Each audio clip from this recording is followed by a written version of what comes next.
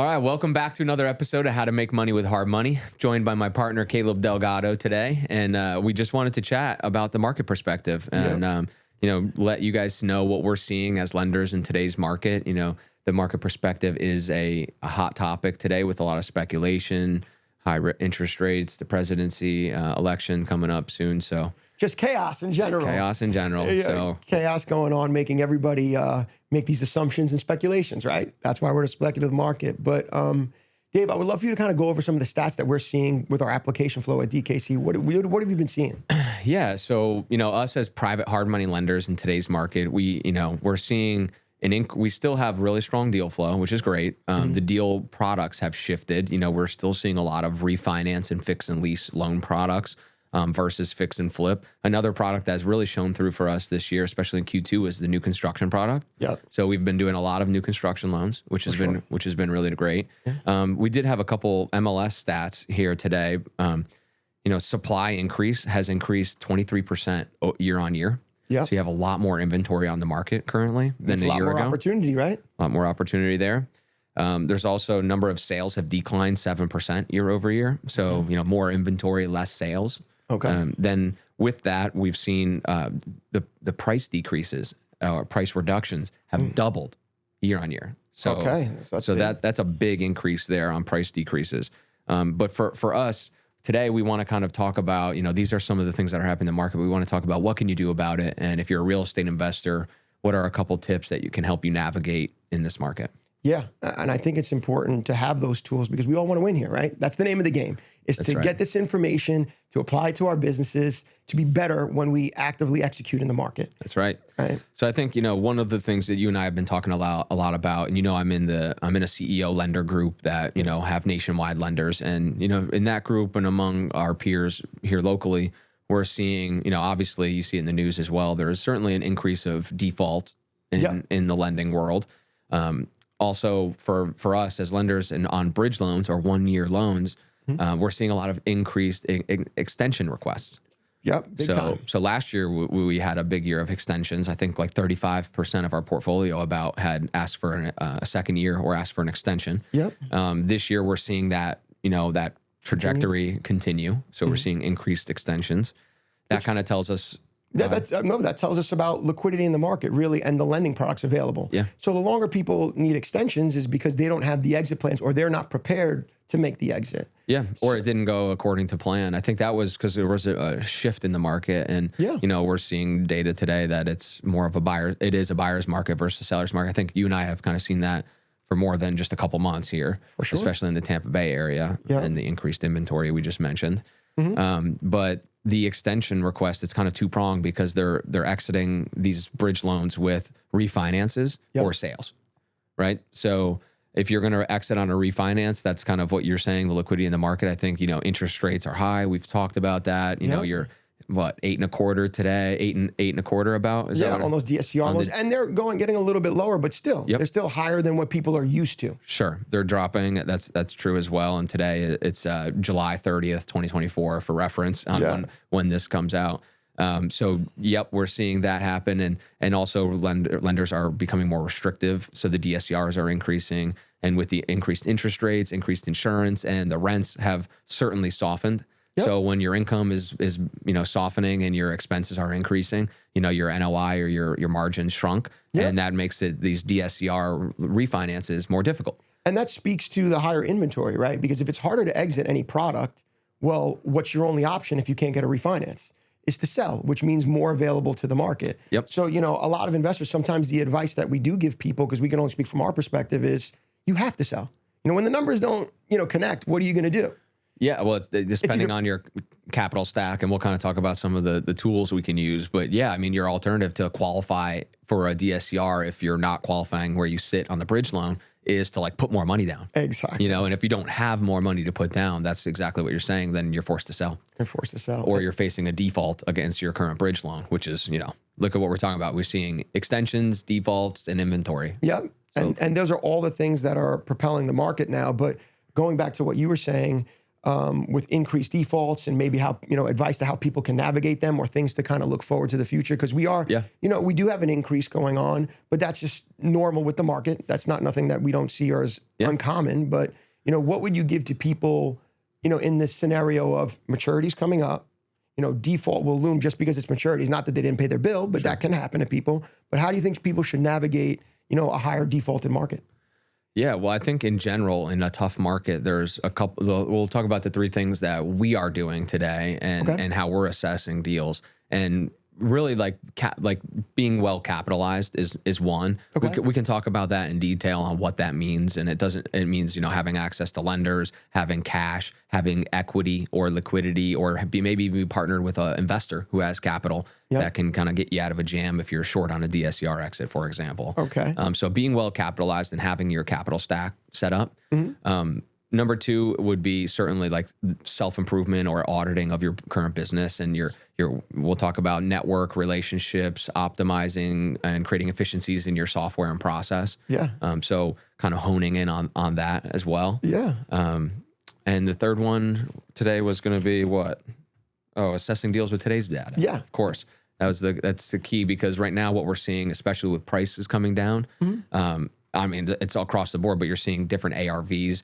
You're seeing different purchase prices. Your insurance costs are different. Your interest rates are different. Your exit strategies are different. So we see a lot of people, we see a lot of deal flow. We're seeing 50 plus applications a month. So we're seeing people are not always using today's data when they're evaluating their deal. And so, I refinanced last year, or this is how much my construction cost was a year or two ago. Yeah. Well, increases across the board are leading to, discrepancies. And when you have that deficiency, that's really when you get into a jam. Yeah, I think people, in that instance, you need not broaden your scope, but really hone in on truly what's happening live time. Yeah. And some people just kind of keep that scope too big. Maybe they're using comps 180 days when maybe it should be 90 days or even for a full year, which shouldn't be happening at all. But the market is moving, with that volatility off media speculation, presidency, rates, you name it. It's pushing the market at this time. So it's important to have a narrower scope when assessing a deal, period. For sure. So let's talk about cap being well capitalized to start with. Yeah, and when being capitalized for us, it's all about balance, right? Yeah. We need to have, your lenders in place to give you proper debt, because not all debt is good. So you need to have the proper debt in place. So your relationships with your lenders, knowing what lender is going to be great for a fix and flip, what lender is going to be great for a stabilized DSCR loan, or maybe it's a mixture of all of them and some of them do a little bit of all, but having that lender in place for sure. Having access to equity. If you have a rental portfolio or you have a partner with one that you can tap into the equity to use it when you have shortcomings on a deal, or maybe you need to have the deal a little bit longer and you need to infuse more capital into that deal. Yep. But having that equity is, imperative for success. Yep. And the last is cash. They have the expression, cash is king. Well, in a, supposedly depressed market or maybe a difficult market, cash will always be king. The ability to execute and close quickly for a better purchase price can always influence your deal and turn a bad deal to profits. Absolutely. Across the board, I think I can maybe add to that by saying, like, if you could partner with cash or representation of cash in an investor. So, I think we were talking with one of our friends here this week on a larger project that they have not taken a project of this size on in the past. And there's a lot of room in a speculative market for, change or stalls and when this project had, let's call it $50,000 a month in debt service, so there was a lot of room for delays in this type of project. So if you got into a delay like that, it's, wow, how are you covering the carrying costs? And so I think just having a partner at times who has cash, they can tap into that cash, God forbid, in a oopsie type situation, or just let's create some crazy hypothetical like our president was assassinated or something. Who would ever thought that could happen? If something crazy happened like that and there was some sort of market event. Yeah, we have war. It leads to war. You just want to have flexibility. And so cash equals flexibility. Right. Or money, equity, all the things you mentioned. No, absolutely. And people, it has changed the way we ask our questions to our borrowers. Because before, as we underwrite and as we're looking and vetting these deals that we do get, important for flexibility and having that freedom with an investor, that question now becomes more important. And it's something that will weigh a little bit higher on the underwriting process because we know you're going to hold the properties a little bit longer. We know selling the property is going to take a little bit longer.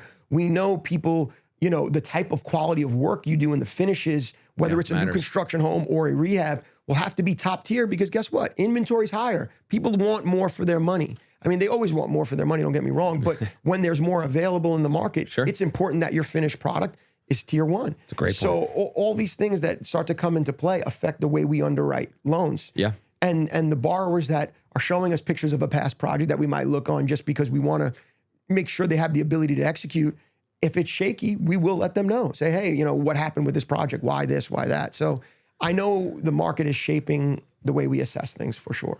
Yeah, there's no doubt. And I think the last piece to that is kind of what we've seen, just to let them know of what we've seen on borrowers over leveraged. Yeah, that's you a know, big thing. Borrowers that have, you know, in the past market, especially in our capital markets program, you know, the 80% purchase price, 90% purchase price financing, and 100% construction, you know, this high leverage product where you're putting 10 to 15, 20% down, you know, they can be effective in the right situations. And we're seeing borrowers be successful with those loans if they're, you know, quite experienced, they can qualify for them and they can get in and out quickly on a fix and flip, which by the way, are quite, you know, or there's a reduced amount of fix and flips available in today's market. But the guys that have more cash and are more flexible, they have multiple outlets. And when the market stalls or that asset's not selling as quickly as you hope it would, or your refi is stalling out, you know, if you're really highly leveraged and you have a portfolio that's highly leveraged, you know, one oopsie or a delay could topple several different assets. It's a chain of events. Yeah. It causes the one domino to go, and now all your dominoes going. So, you know, it could affect the whole portfolio for someone who's over leveraging it in general, because now you're not looking at this is one property. Well, now you get behind on one, it causes that chain of events. Now you have to come up with a huge capital infusion for you to have to liquidate a portfolio that you worked really hard to accumulate. Right. Know? And I would love for you to discuss, you know, in a default scenario, because a lot of people, these 90 and 100s and these, you know, second and third mezzanine debt type financing that they're getting behind their first position mortgage, where people say, oh, that's structured debt, that's creative financing. But in foreclosures, I could only assume that a lot of people are carrying debt like that, those higher obligations, and it's affecting them.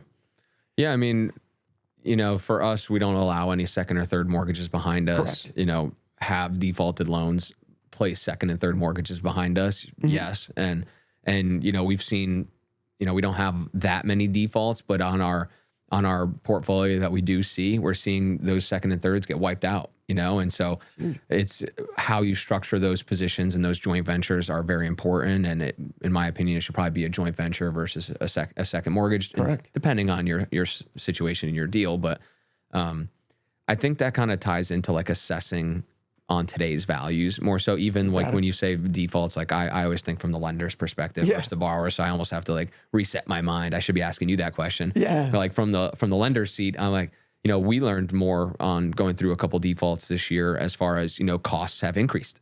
You know, the filing fees have increased in multiple counties. You know, some of the foreclosure timelines are delayed a little bit, and as more foreclosures in the market and there's more defaults, the courts will back up and that timeline will increase even more, I'm sure. Or, you know, that's what happened in 2008. Yeah. So I think if you're a borrower today and you're trying to make deals happen, just understanding your figures. Let's talk about that. Talk about today's numbers versus even sometimes, I mean, 6 months ago, I mean, I'm even seeing right now, because we're doing so many extensions, we're looking at appraisals from a year ago. Because these are 1 year loans. And these deals are drastically different sometimes. And it is wild how many appraisals were way off. Yeah. And we, you know, we don't take appraisals in when we're looking or underwriting our files internally. For that exact reason. We felt like last year, I think we even talked about on our podcast, these appraisals were BS. 90% of them were BS. Yeah. And that's no knock on appraisers. Yeah. What that is that the market makes these adjustments and shifts, and the larger the scope is, the more margin for error. Sure. So to be successful in the There's a little knock on appraisers, but yeah, a little knock. Well, but yes, you're absolutely right. Because they just want to give as much data sometimes. Yeah. And so, which is good, but then yet again, with markets like today, you have to be a little bit more, you know, zoned into the deal and have as much tight data as possible. You know, so I would ask you, when assessing a good deal versus a bad and using today's data, you know, what lens are you looking at, and how? Let me use an example. Actually, it's a good question. Let's use that Miami condo as an example. Okay. When we underwrote that deal, and we made an error. It's a Porsche building, right? We see a lot of them. It might have been. Okay. Let's just talk about Miami condos in general. Okay. Yeah. Just because there was a couple down there, and they all followed a similar narrative on the underwriting mistake that we made. Yeah. We were looking at the sold comps, and we kept it tight in 90 days. We were very tight on our comp criteria. But one thing that we didn't put as much weight into, and we were aware of it, but the weight wasn't there, was on the active listings. Right. And the inventory that was currently on the market, and what timelines and what price points they were selling compared to these sold 90-day comps. Right. And so you look at the 90-day comps alone, you see one narrative. You look at the active listings alone, you see a different narrative. Right. And for us, in hindsight, it would have been better to collaborate those two narratives together, and that was probably closer to the true narrative of what happened with the values in these condos. Right. So, that was an example for us, was like, we had to, I think that was less true it was less true a year ago, where the active listings, of course, they matter, and what kind of inventory is in this neighborhood area, what's moving in and out of the market. But the available inventory drove the price down, and we didn't take that. I mean, that's the shortest way to say it is, we thought a value was here, which we weren't wrong. The comps did tell us that was the value, but the available inventory was like, okay, no, the price down. there's two available. Well, I'm going to order this one lower. And then they had to kind of battle each other to get off the assets. Yep. So it really affected, a year later where we were on that condo. Thank God we had other measures that we took to protect the scenario, because that's how we always will play. We will be conservative. But yeah, that was something that we learned. So how do you relate that to a borrower? Is somebody buying that deal should, take a similar perspective, in my opinion. Exactly. And that goes back into being balanced on your capital. Yeah. Because if that does happen to you and you see, a knock on your equity and property value, well, what are you going to do? Are you going to sell for a loss? Are you going to buckle down and infuse and get a better debt structure that you can manage it for a longer period of time till the property increases? Yeah. What will a borrower do to navigate that? And these are the questions now we ask in underwriting. Absolutely. And even like sell for a loss, or if they bought it a long time ago, they may be able to still sell for a profit. But, if they sold 6 months ago, it would have been a higher figure perhaps. So anyways, timing, you can't necessarily time the market, but it just kind of, 20/20 hindsight vision, right? Yeah. It's important. Yet again, going back to the data, is that data needs to be very up to date, and you need to look at it very seriously, because the trends are there. Yep. And then what else, I guess, would be like the refinances is huge, because a lot of the loan products are refinance, fix and lease right now, more so than fix and flip. Yep. So borrowers are wanting to hold assets, which is great, and build portfolio. So assessing that refinance exit's really important. So what are a couple things that you're seeing that, why are borrowers aiming for a DSCR exit, and then why are they falling short, and some examples that you've seen? So the biggest thing of why people are falling short is the expectation of the values we thought would be higher, and the market has, driven the prices down, and the DSCR ratios, some lenders are at 0.75.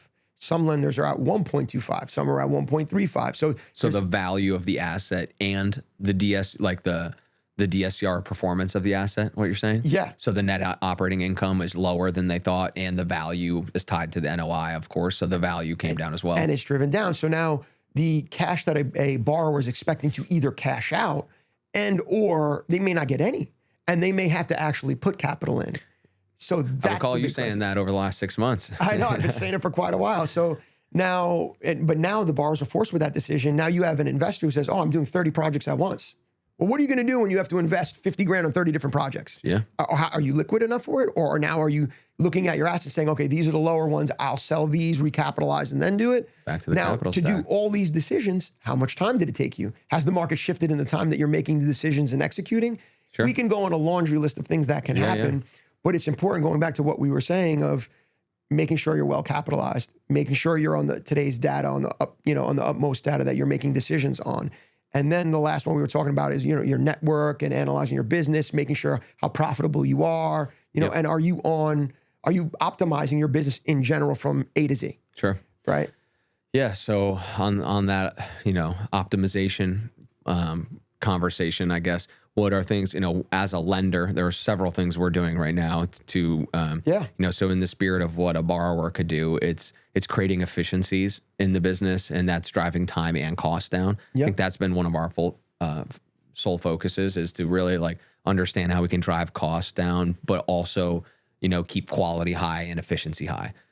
So, softwares have been important, but we've been creating a lot of SOPs and processes and protocols. One thing for us, and even just for a framework to follow, could be, having a policy and then a protocol around the policy, and then having tools to implement the policy, and then having a checklist with roles, responsibilities on that policy. And that's been really an effective way to think about our business. And so if I'm a fix and flipper or a real estate portfolio owner or a builder, there are a lot of different ways that you can implement efficiencies in. Yeah. And I think the most important thing to understand is, we are at a place where we need to readjust for the data. Because, the same way we had an SOP or policies written 2 years ago, 3 years ago, that may not necessarily apply to today's market. And it really typically doesn't. Yeah, absolutely. So people or business owners or people actively investing in a market, you need to be able to make lifetime adjustments and with accuracy. You always tell me, Caleb, accuracy matters. Think twice before you make the one move. And these are all great advices that you give me, because sometimes I know I can get a little overzealous and I like to move quickly. No. And never me.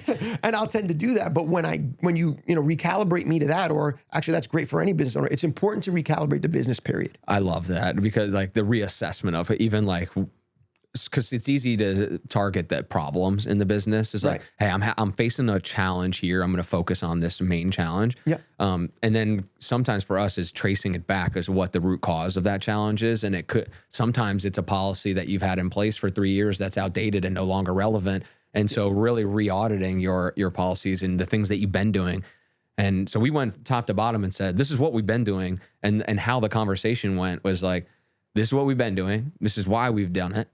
This is our pros, here are cons to why we've done it that way. Is there a better way to do it? And does it work today in this market? And is there a product or tool that could help us do it in a better, more efficient manner? And like when you're breaking each part of your business down in that mentality, it's really helped us, optimize. Well, yeah, I mean, one of the mindsets you always put me in was always thinking of the market will tell us. And when we're making these decisions, it's not what we want to do. The market will tell us what the market will bear, and we will make the adjustments with our staff and with ourselves and mentally and with the way policies and procedures to adjust to what the market tells us. And I think a lot of people sometimes think, we all like to tend to drink our own Kool-Aid and believe our own hype. We all believe that we can conquer all and get through anything no matter what. But the market tends to humble us all, including, I know it's happened to me several times in my career. So rather than fight the market, I'm saying, all right, talk to me, market. What are you saying, and what are we going to do now? And you always put that very organized for us to be able to make the decisions like this. Yeah, and we were talking about adaptability earlier, and but also if you're not constantly re-auditing your business and keeping your finger on the pulse, then it's easy to miss the signs of what the market is telling you. So I think that's a great point to bring up, and I think today, for us, we have, as lenders, we have borrowers and investors, and we're hearing both sides and trying to create products that cater to both and create positive experiences for both. Yeah, win-wins. If you're a real estate investor, if you're a home builder, you have sellers, you have buyers, and you have your subcontractor team, to execute on it. And so kind of taking that framework and going inside, how am I acquiring my deals? How am I selling my deals? When am I hitting, even like, let's talk about new construction because the easy example is like, how's my buy cycle? When am I going to list my product for sale? Sometimes right now, depending on when you're hitting the market, you may want to pre-list or wait until you're CO'd to list with furniture and furnishing. So there's all these strategy components that you need to really decide. But I think creating buckets within your business and framing it up has been really impactful for me. No, I think that has totally influenced all our decision-making and what we see for the future. Because yet again, I'll just keep going back to it. The market will tell us what we're going to do. And then also with our team structure, I mean, we meet so frequently, and our communication is what's helping us aid with our ability to adapt. Yeah. I know you and I personally meet about the business every week. on our set schedule time. Our team meets with the adjustments that we're going to make weekly, multiple times. Sure. We're always connected in that way. And I think it's important for everyone to use their team in that way. Whether it is your subcontractors, whether it's your project manager, understanding that these adjustments need to be made, and yesterday isn't today. I think that's good. And the last piece, just to like put it in perspective for like an example we have a couple different, literally I've had probably 4 conversations with real estate investors who have significant size portfolios, over 100+ stores. Mm-hmm. And the reassessment of their portfolios has been really, really cool to see. And I think some of them have some really good strategies in place, but they're assessing 100+ portfolios of single family residential rental properties, let's say. Right. And they're looking at what has debt, what doesn't. Debt requires insurance obligations, and insurance costs are eating up NOIs. And so they're selling these, holding these, and kind of reshuffling their portfolios. And where can they take different insurance risks, and balance insurance risks to increase NOI, right. and how they calibrate that with their debt.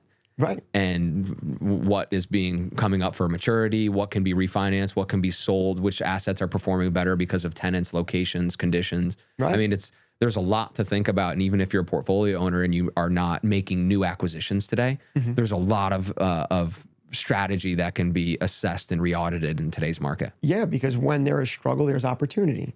And that goes into, I believe that you're speaking is understanding your bread and butter and what you specialize in and what makes you great. That's a great point. A lot of these investors and everyone who are reassessing their portfolios, well, it all caters back to their strengths.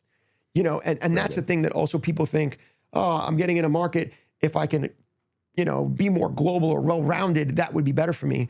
Sometimes not, especially with our relationship. We always go back to, wait, you're great at this, stick in that little bucket and make sure it's the best that it could possibly be. And when I speak to, borrowers and stuff, I'm like, well, what are you great at?